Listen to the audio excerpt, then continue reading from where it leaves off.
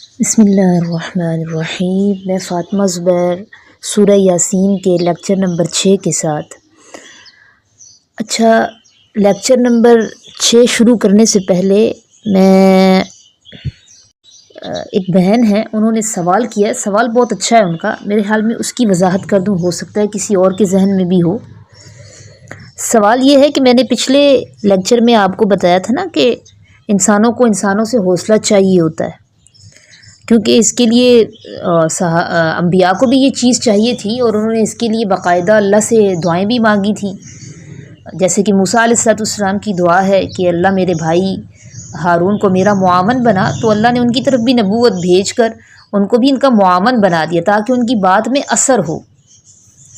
اچھا، اس پر ایک بہن نے سوال کیا کہ مجھے لوگوں سے مدد لینا اور لوگوں پر ڈیپینڈنٹ ہونا، یہ مجھے ایک محتاجی لگتی ہے، تو کیا اس میں محتاجی میں اور یہ جو انبیاء نے مدد مانگی تھی، اس میں کوئی فرق ہے؟ دیکھیں، اگر ہم صحابہ اکرام رضوان اللہ تعالیٰ علیہم اجمعین کی زندگیوں کو دیکھتے ہیں نا، تو ہمیں ان میں ایک وصف نظر آتا ہے، ایک کوالٹی، وہ ہے استغناء۔ یہ نمایاں وصف تھا ان کا، استغناء۔ اس کی بڑی ترغیب دی گئی ہے اسلام میں۔ استغناء کیا ہوتا ہے؟ دیکھیں، صحابہ اکرام جو تھے نا، وہ اپنے ذاتی کاموں کے لیے، اپنے انفرادی کاموں کے لیے کسی سے مدد نہیں طلب کرتے ہوتے تھے، کیونکہ وہ کام ان کی اپنی ذمہ داری ہوتے تھے، اور صحابہ کے اندر انہیں پورا کرنے کی صلاحیت، خود اعتمادی اور ارادہ مکمل موجود ہوتا تھا۔ یہی وجہ تھی کہ وہ ذاتی معاملات میں دوسروں پر انحصار کو پسند نہیں کرتے تھے۔ اور یہ جو آپ نے انبیاء کا ذکر پڑھا گزشتہ لیکچر میں، فَعَزَّزْنَا بِثَالِثٍ، کہ ہم نے ان کی مدد تیسرے کے ساتھ کی، تو یہ انفرادی مسئلہ نہیں تھا۔ دیکھیں، یہ یہاں پہ جو انبیاء کام کر رہے ہیں نا، وہ ایسا نہیں ہے کہ وہ انفرادی طور پر ذمہ داریاں انجام نہیں دے سکتے اور اپنی ذاتی ذمہ داریاں دوسروں پر ڈال رہے ہیں، ایسا نہیں تھا۔ محتاج بندہ تو وہ ہوتا ہے نا جو اپنی ذاتی ذمہ داریوں کو دوسروں پر ڈال دیتا ہے، اور اس کے پیچھے نا اس کی کم ہمتی ہوتی ہے، خود اعتمادی کی کمی ہوتی ہے۔ تو یہاں پہ تو ایک اجتماعی فائدے کا کام تھا، اور اس وقت کا جو ماحول تھا اس میں بھی شدید مخالفت تھی۔ پیغام کی تاثیر بڑھانے کے لیے یہ ضروری تھا کہ ان کے ساتھ ان کو مزید تقویت دی جاتی افراد کے ساتھ۔ چنانچہ انہوں نے اللہ سے کہا کہ تیسرا نبی بھی بھیج دے اور اس کے ذریعے ہماری تائید فرما، ہماری مدد فرما۔ تو یہ اجتماعی مقصد کے لیے نا مدد طلب کرنا یہ محتاجی نہیں ہے، بلکہ یہ حکمت بھی ہے اور سنت بھی ہے۔ اس کو ٹیم ورک کہتے ہیں، کولیبریشن، اس کو محتاجی نہیں کہتے۔ اسلامی تاریخ میں اگر ہم دیکھیں تو بڑی روشن مثالیں آپ کو ملیں گی۔ غزوہ بدر میں ملے گی، غزوہ احد میں، غزوہ خندق میں ٹیم ورک کیا تھا صحابہ نے، اجتماعی طور پر ایک کوشش کی تھی۔ ٹھیک ہے، جب مقصد بڑا ہوگا نا، وَتَعَاوَنُوا عَلَى الْبِرِّ وَالتَّقْوَىٰ، تو نیکی اور تقویٰ کے جتنے کام ہیں اس میں آپ نے ایک دوسرے کے ساتھ تعاون کرنا ہے۔ محتاجی ذرا الگ طرح کی ہوتی ہے، اس میں ایک تو کاہلی ہوتی ہے، ہڈ حرامی بھی ہوتی ہے لوگوں کے اندر۔ بعض لوگ جو ہیں وہ اپنا کام کہتے ہیں ہم یہ دوسرے کریں ہمارا کام، ہم وہ ذمہ داریوں سے جی چرا رہے ہوتے ہیں۔ یا پھر بعض لوگوں میں ہمت کی کمی ہوتی ہے، خود اعتمادی کی کمی ہوتی ہے، وہ سمجھتے ہیں میں یہ کام کر ہی نہیں سکتا۔ ٹھیک ہے، تو یہ چیز ہے۔ اب ہم آگے شروع کرتے ہیں۔ وَضْرِبْ لَهُمْ، یہاں سے ہم نے پڑھا تھا وَضْرِبْ، اور آپ بیان کریں لہم ان کے لیے، مثلاً ایک مثال، اصحاب القریہ، بستی والوں کی، اذ جب جاء المرسلون، آئے ان کے پاس بھیجے ہوئے، اذ ارسلنا، جب بھیجے ہم نے، الیہم اثنین، ان کی طرف، اثنین، دو کو، جب بھیجا ہم نے، الیہم ان کی طرف، اثنین، دو کو، فکذبوہما، پس جھٹلا دیا انہوں نے، ہما، ان دونوں کو، فعززنا، تو پس تائید کی ہم نے ان کی، بثالث، تیسرے کے ساتھ، فقالوا پس انہوں نے کہا یعنی رسولوں نے کہا انا الیکم مرسلون بے شک ہم تمہاری طرف بھیجے گئے ہیں. قالوا کہا لوگوں نے ما انتم نہیں ہو تم، یہاں سے پڑھنا ہے نا آج.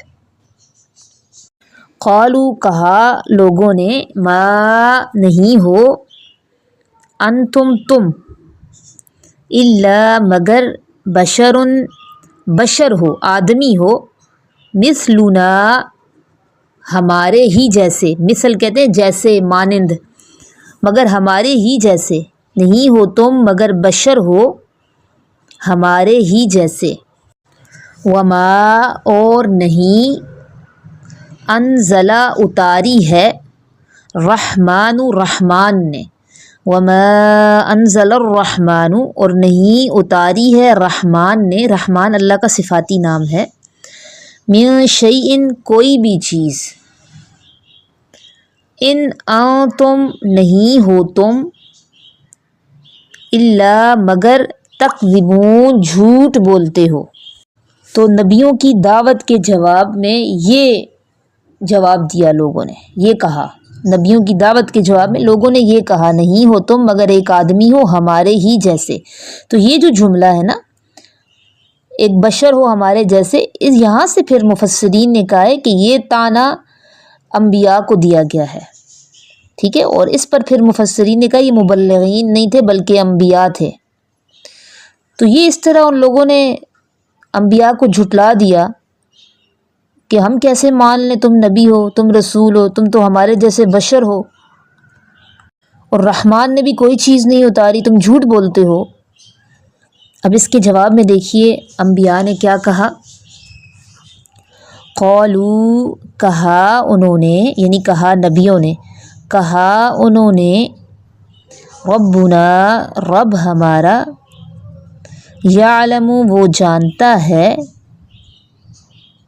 انا کہ بے شک ہم الیکم تمہاری طرف لمرسلون البتہ بھیجے گئے ہیں. کہا انہوں نے رب ہمارا جانتا ہے کہ بے شک ہم تمہاری طرف بھیجے گئے ہیں. وما علینا اور نہیں ہے ہمارے ذمہ الا البلاغ المبین، بلاغ کہتے ہیں پہنچا دینا. بلاغ آپ دیکھیں رسالوں کے نام بھی ہوتے ہیں، پاکستان میں رسائل موجود ہیں، نام ہے بلاغ. بلاغ کا مطلب پہنچا دینا. نہیں ہے ہمارے ذمہ، نہیں ہے ہم پر یا نہیں ہے ہمارے ذمہ الا مگر البلاغ پہنچا دینا ہے، المبین واضح، صریح نہیں ہے ہمارے ذمہ مگر واضح پہنچا دینا ہے. مبین کا مطلب صاف واضح، ٹھیک ہے، نہیں ہے ہمارے ذمہ مگر صاف پہنچا دینا ہے. کہ اللہ تبارک و تعالیٰ نے نا انبیاء کی جو ذمہ داری لگائی تھی وہ یہی تھی کہ بس آپ پیغام پہنچاتے رہیں، منوانا ذمہ داری نہیں ہے آپ کی، بس میرا پیغام پہنچا دیں، آگے پھر لوگوں کی مرضی مانے نہ مانے، کیونکہ اللہ نے ہمیں آزادی دی ہوئی ہے ہماری اختیار اور ارادے کی. آج ہماری سوسائٹی میں بعض ایسے سرپھرے ہوتے ہیں جو زبردستی کرنا شروع ہو جاتے ہیں. تو ہمیں بھی چاہیے، مبلغین کے لیے اس میں ایک بڑا پیغام ہے کہ جتنی اللہ نے ذمہ داری ڈالی ہے اتنی ہی اٹھانی چاہیے. اللہ نے کہا بس پیغام پہنچائیں، جیسے کہ انبیاء کہہ رہے ہیں کہ بھئی ہمارے ذمہ صاف پہنچا دینا ہے. تو ہمیں اس سے پتہ چلتا ہے کہ دین کی دعوت میں جبر نہیں ہے، دین میں زبردستی نہیں ہے، اصلاح کے نام پر تشدد یا سختی نہیں ہے. ٹھیک ہے، چلیں اس پیغام کے ساتھ اب آگے چلتے ہیں. قالوا کہا لوگوں نے، اب قوم پھر جواب دے رہی ہے. قالوا کہا انہوں نے انا بے شک تطیرنا، تا کو باریک تو کو پر کر کے پڑھیں گے، تطیرنا ہم منحوس سمجھتے ہیں بکم تمہیں. کہا لوگوں نے بے شک ہم منحوس سمجھتے ہیں تمہیں. لئن البتہ اگر لم تنتہو نہ تم باز آئے، لنرجمنکم، تو ضرور ہم تمہیں سنگسار کر دیں گے. رجم کہتے ہیں پتھر مار مار کے مار دینے کو. لا البتہ، نرجمنکم، ہم ضرور تمہیں سنگسار کر دیں گے. وَلَيَمَسَّنَّكُمْ، اور ضرور پہنچے گا تمہیں، منا، ہماری طرف سے، عذاب علیم، عذاب دردناک، یعنی سخت سزا دیں گے تمہیں. انبیاء کے تبلیغ کا اب یہ جواب دے رہے ہیں کہ بھئی ہم تو تمہیں منحوس سمجھتے ہیں. لاجک نہیں تھی ان کے پاس نا، تو اس طرح کی باتیں کرنے لگ گئے. ہماری بستی میں جب سے آئے ہو ہمیں مشکلات آ رہی ہیں، یہاں پہ بارشیں نہیں ہو رہی ہیں، تو یہ تو تمہاری نحوست ہے، ہم تمہیں منحوس سمجھتے ہیں، باز آ جاؤ اس چیزوں سے، ورنہ ہم تم لوگوں کو سخت سزا دیں گے، پتھر مار مار کے مار دیں گے. تو دیکھیں یہ جو ان لوگوں نے کہا نا، یہ تمہاری نحوست ہے، اس کو کیا کہا جاتا ہے؟ توہم پرستی.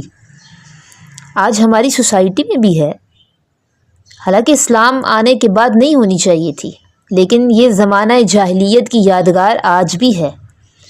آج آپ دیکھیں اگر کوئی بہو گھر میں لے کر آتے ہیں، بعض لوگ ایسے ہیں خدا نخواستہ اگر بہو کے آنے کے بعد کوئی تکلیف آنا شروع ہو جائے تو کیا کہتے ہیں؟ بھئی یہ تو بھاری قدم ہے، اس کی نحوست ہے. یہ کانسیپٹ ہے ہماری سوسائٹی میں. بلی نے راستہ کاٹ لیا، کالی بلی نے راستہ کاٹ لیا تو سفر موقوف کر دیتے ہیں. بہت سارے توہم پرستی کی باتیں ہیں ہماری سوسائٹی میں بھی، جو سب جاہلیت کی یادگاریں ہیں. اسلام نے ان چیزوں کو ختم کیا ہے. تو یہ طعنے تو نبیوں کو دیے گئے کہ تم منحوس ہو. دیکھتے ہیں اب اس کے جواب میں انبیاء کیا کہہ رہے ہیں. قالوا، کہا انبیاء نے، کہا انہوں نے، طائرکم، نحوست تمہاری، معکم، ساتھ ہے تمہارے. نحوست تمہاری ساتھ ہے تمہارے. اس جملے کا کیا مطلب ہے؟ نحوست تمہاری ساتھ ہے تمہارے، یعنی اس وقت تمہاری نحوست تمہارے ساتھ تمہاری بدعمالیوں کی وجہ سے ہے.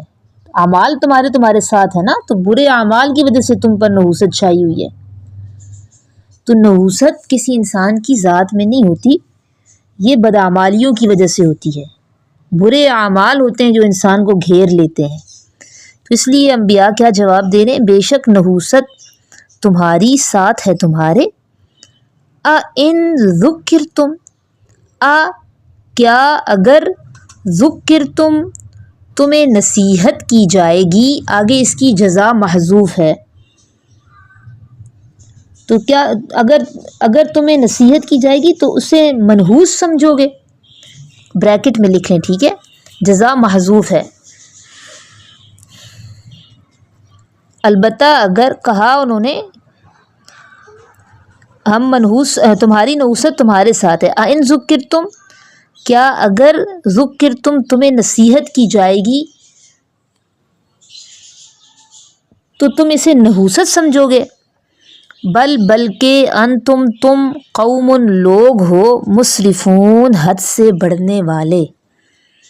بلکہ تم لوگ ہو حد سے بڑھنے والے.